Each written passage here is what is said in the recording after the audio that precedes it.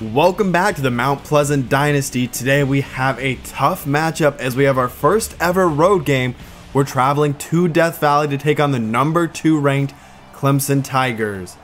We saw this team debut last week against Georgia State in a 35-28 loss.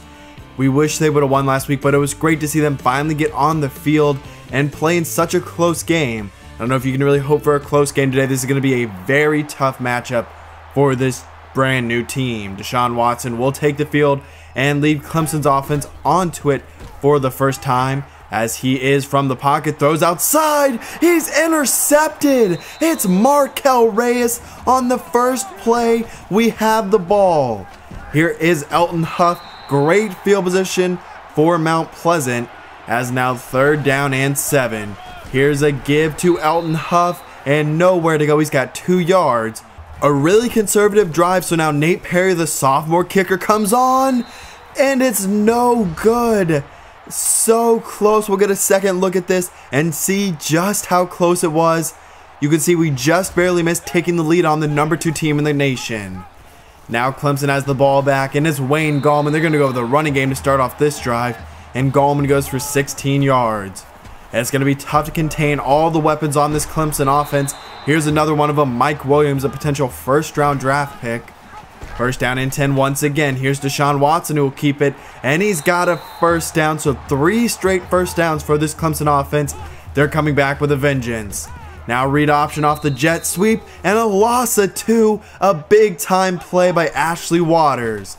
3rd down and 12. Watson to the outside. He is no catch for Thompson along the sideline. So now the kicker will come on. The kick is away and it's no good. We'll stay knotted up at 0 and our offense will retake the field. Now a dump down goes to Huff and he drops the pass. So it's now 3rd down and long. Empty set, 5 wide. Throw to the outside and nearly intercepted by Mark Fields.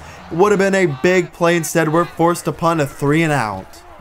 2 missed opportunities so far for our offense to put some points on the board.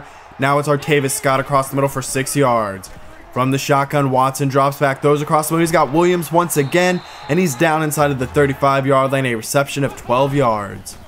4 wide set with trips to the right. It's Gallman up the middle, and he is brought down inside of the 10-yard line. A big-time play. Keenan finally brings him down inside of the 10. Now the read option, and Watson breaks a tackle and will just take it himself. He goes 8 yards, and Clemson is up 7-0. So we go from a split shotgun look.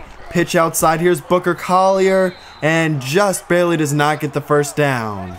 3rd down and inches, still looking for the first down of this game, and Elton Huff just barely gets it, so our drive will continue. Screen pass to the outside, here's Allen Harrison. He's got 2 yards, and that will bring up 3rd and manageable. On 3rd down and 4, Gibbs drops back, loses the football, and it's recovered by Kelvin Williams. A big-time defensive play by really all of the Clemson line. Now it's Gallman once again. We've done nothing to contain him so far. Another first down run for him. First down and 10 for Deshaun Watson. He dumps it down to Hunter Renfrow. He's got it to the 24-yard line. Minute and a half left in this first quarter. Watson moves in the pocket once again to his trusty slot receiver. It's Renfrow for 11 yards. 2 down linemen on 2nd down and 11. Watson moves in the pocket, throws back to his left. He's got Leggett, who's out of bounds at the 5-yard line. 3rd down and 3. Watson from the pocket throws outside. He's got Hunter Renfrow for the touchdown. It's now a 2-score lead for Clemson. Our offense is back on the field. We'll go the quick screen to the outside for Allen Harrison, and the Clemson speed is too much, only a gain of 2 yards. Gibbs from the pocket throws outside. He's got his tight end Barrett, and Ricky Barrett just barely gets the first down as we're now in the 2nd quarter. Another 3rd down, throw across the middle, and it's Gerard Buchanan, a 14-yard reception for the redshirt sophomore. 2nd down and 11, and a scary sight for Elton Huff as 2 ginormous defensive linemen break right through and bring him down to the backfield. Now a dump down, and it's dropped. A good hit though. Ronaldo McCall could not make the catch and will be forced to punt it once again. It's Wayne Gallman up the middle. He's to the 29-yard line as Clemson nears 100 yards rushing on the day. From the shotgun throw across the middle, it's Scott once more. He is brought down after a 13-yard reception. They'll go to the pistol 3-wide set. Give goes to Gallman, and it's a negative play. It's a loss of 3. The captain of this defense, Bruce Albert, makes the stop. Now 2nd down and 13. Dion Kane in the flats for a 7-yard reception. 3rd down and 6 as they'll go empty. Across the middle of the field, it's Thompson. He's inside of the 30, a 22-yard catch and run, and that's a 1st down to keep the drive alive. Nearly a stop for our defense, and on the next play, it's a 30-yard touchdown for Artavis Scott, and it's now 21-0. Neither of Mount Pleasant's offense or defense are playing very well, as we're going to take a shot downfield. It's nearly intercepted, but it's not all that surprising to see this team really struggle. This is literally their 2nd game ever, and you're taking on maybe the best team in the entire country. As there's a nice run to set up 3rd down and 3. The triple option throw to the outside, and Collier will lose 3. Just too much speed on this Clemson team, and we are just lacking in that department. That's something we've really got to focus on in recruiting. After that first pass by Deshaun Watson that was intercepted, he has really stepped up his game. A throw to the outside, it's Renfro once again. He is picking apart this defense, just finding the holes, and this is not looking very good. Wayne Gallman now on the ground game after the draw, and he's got 9 yards, brought down by Tyrell Byers. They'll go to the pistol. Give goes to Gallman. He's got the 1st down and more, brought down inside of the 15-yard line, a 10-yard run. 2 minutes left in this first half. Gallman goes, he cuts upfield, and a 7-yard touchdown. It's now 28-0. 281 yards to 43 yards for Mount Pleasant. Now on the ensuing kickoff, Waters has trouble handling the kickoff. He goes outside and is brought down to the 27-yard line. Ashley Waters was shaken up on that play and will be forced to leave the game. We'll get an update on that in a little bit. But a 13-yard run for Elton Huff, that's nice to see. Maybe our running game can get going. A screen pass goes to Harrison. He's got 3 yards, and that will bring up 3rd down and 5 with 30 seconds left in this first half. Gibbs drops back and airmails the throw nowhere close to the intended Buchanan, and will be forced to punt the ball away. Actually, we're going to go for it as the throw, and once again, Jonathan Gibbs can't hit the intended receiver. Had a man open, and Clemson will take over with 30 seconds to go.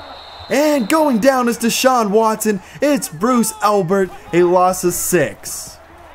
After the sack, it's 2nd down and 16. Mike Williams has the catch for 15 yards. The clock will continue to run. 3rd down and 1. Watson's going to go deep, and it's nearly intercepted by Sean Bowers. Now Clemson's kicker is going to come on for a long field goal attempt. The kick is away, and it's drilled down the middle. A long field goal that could have been good from probably 10 more yards.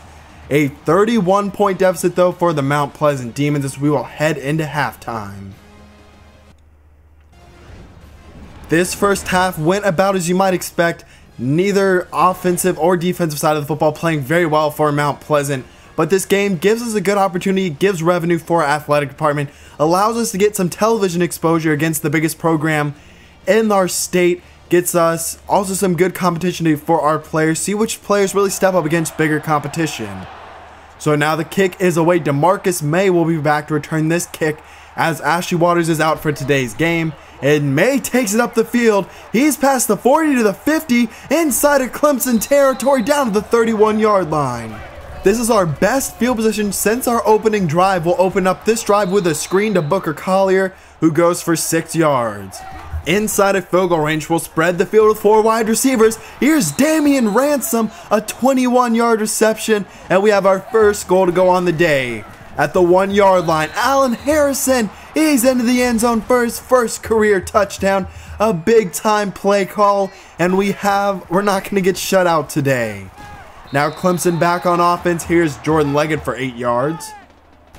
A split backfield play action for Deshaun Watson. Off his back foot, he's got his man Adam Choice, and he's brought down by Byers, and we're going to tack on 15 yards of that with a face mask. Big penalties like that are the things you can't allow in a game like this. Now a throw to the outside for Jordan Leggett.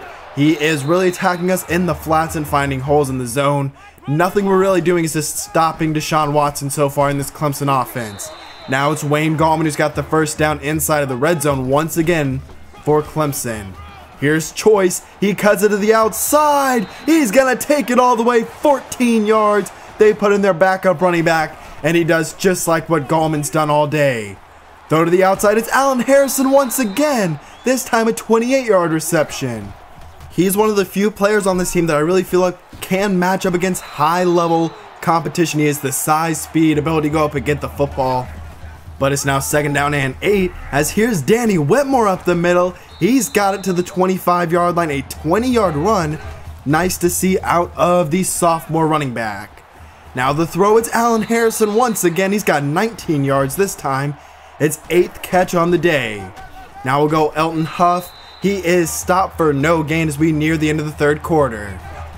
3rd down and goal, pitching it to the outside for Whitmore. He has room, and it closes quickly. He doesn't have the burst to get to the edge, and Clemson's defense really closes well.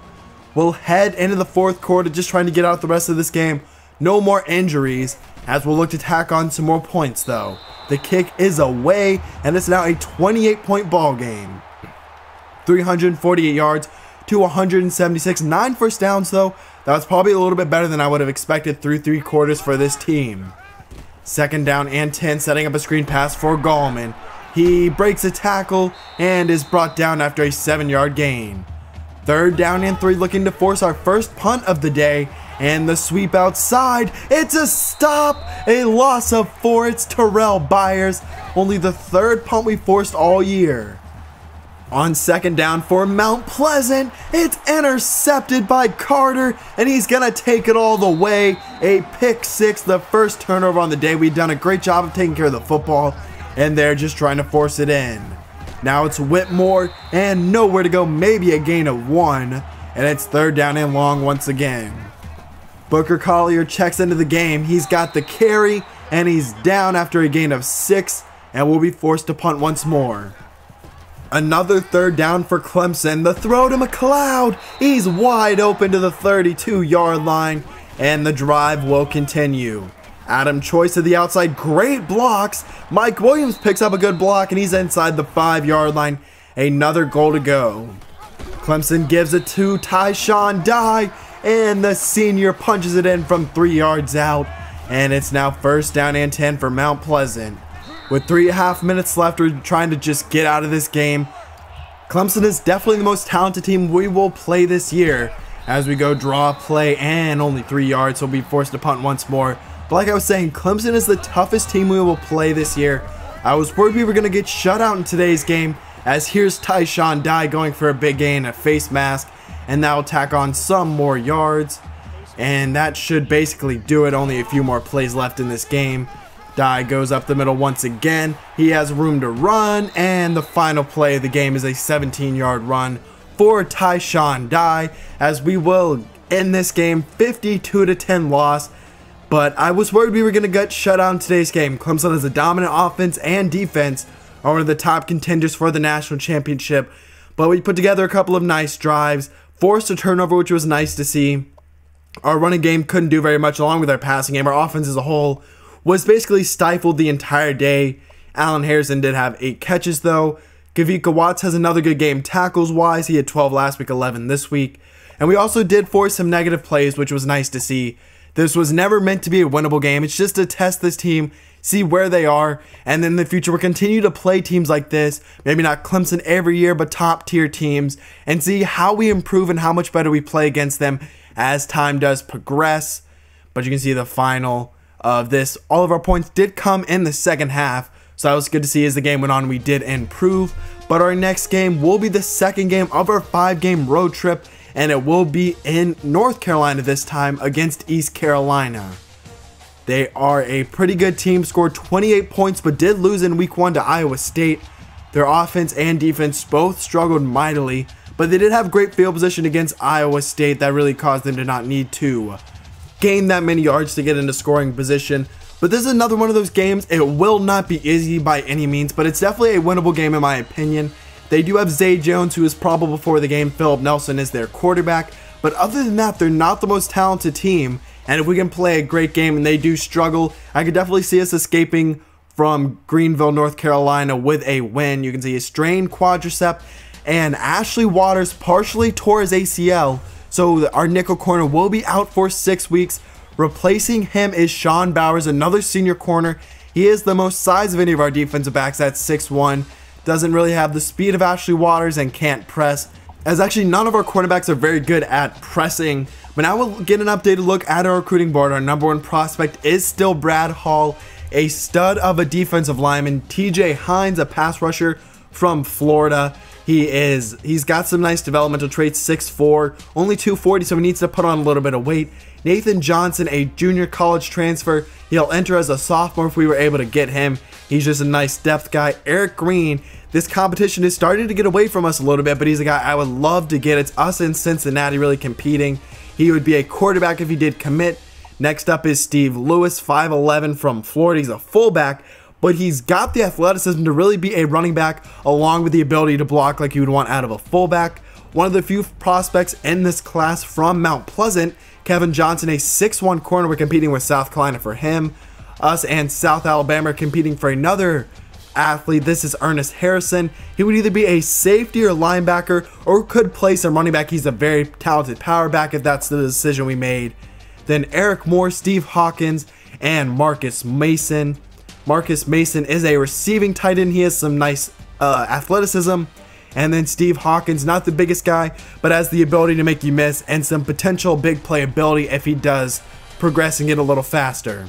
But our next game will be at East Carolina. I hope you did enjoy today's episode. If you did, I hope you do subscribe so you can follow this journey as we do continue to build. A game like this really shows me how much farther we have to go, but just makes me want to build that much more and really get this team up to a top level. But I hope you did enjoy. If you did, please leave a like down below. Leave your comments on anyone who really impressed you in today's game. There weren't a whole lot of standouts in a game like that, or any of the recruits that you really are interested in knowing more about. But we will see you for this next game. It will be a tough one in Greenville, North Carolina, because I'm out.